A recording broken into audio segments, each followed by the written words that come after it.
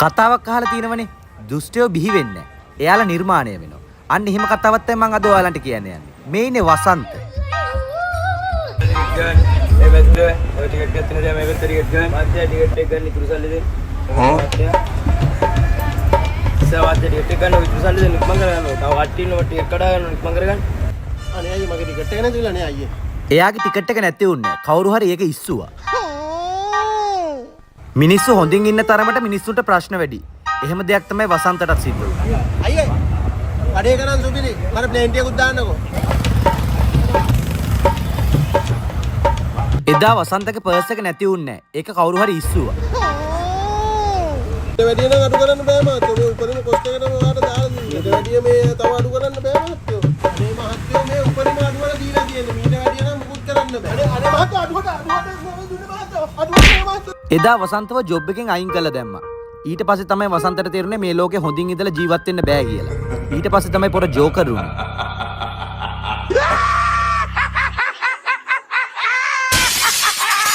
දැන් තමයි බොක්ක මගේ කතාව පටන් ගන්නෙ. හැමෝම දන්නවනේ මං කොහොමද බැට්මෑන් උනේ කියලා. අපේ අම්මා මාව බලෙන් බැට්මෑන් කරේ බං. හරි බොක්ක. දැන් මගේ කතාවත් මම මුල ඉඳන් කියන්න.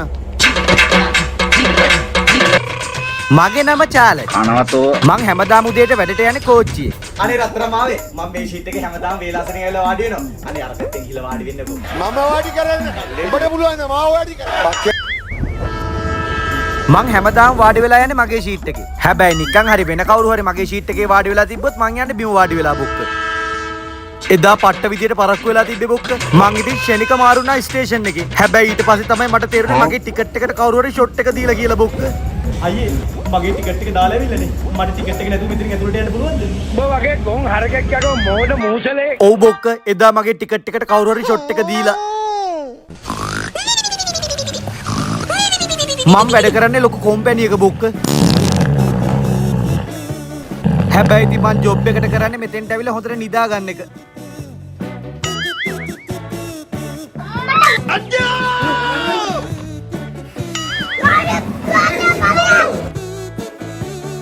හැබැයි කවුරු මොනවා කිව්වත් දවල්ට හොඳට නිින්ද යනවා බොක්ක. විශේෂයෙන් වැඩ කරන තැන.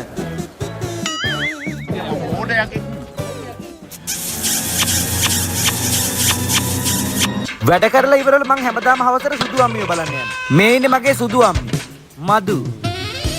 හවල් ඉතින් චාලට් දැන් අපි දෙන්නගේ පැයක් ගැන ගෙදරට කියන්නේ. මේ ලබන සතිය අපේ අම්මා මට අලුත් CBR එකක් අරන් දෙනවා කිව්වා. ඔයාලට මතකයිනේ? ඒක අරන් දුන්නට පස්සේ මං අනිවාර්යයෙන්ම ඔයාගෙන කියනවා. ඕකේ?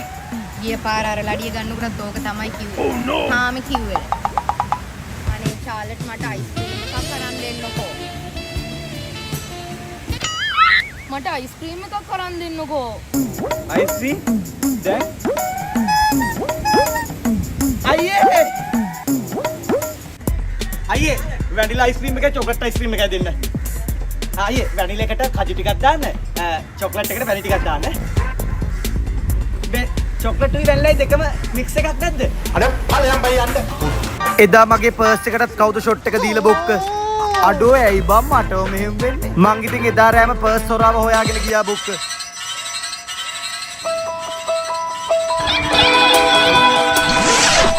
අඩෝ ඇයි බම් මට මෙහෙම වෙන්නේ.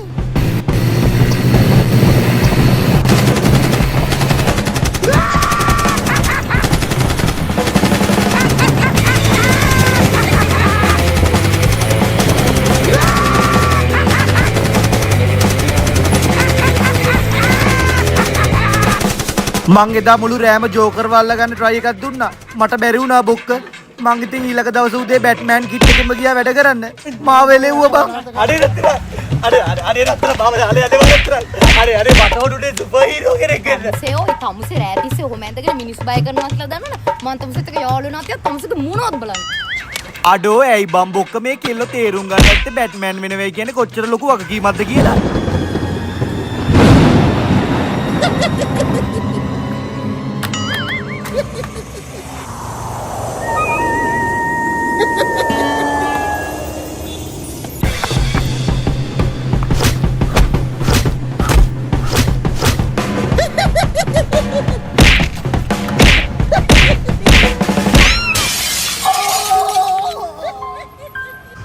Round 2, fight!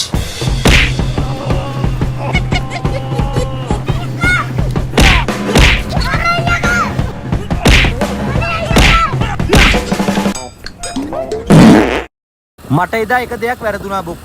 ජෝකර් කියන්නේ ගැට කපන ඩයල් එකක් නෙවෙයි. ඒ කියන්නේ ගැට කපන ඩයල් එක තාම ගැට කපනව බොක්ක. එහෙනම් ඉතින් බැට්මෑන් සහ ගැට කපන්නගේ කතාවෙන්